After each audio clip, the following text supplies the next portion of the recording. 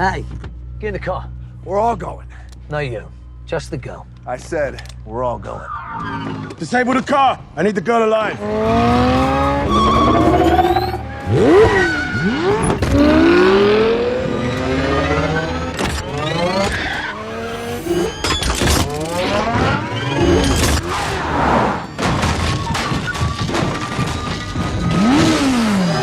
Might be time for some curls.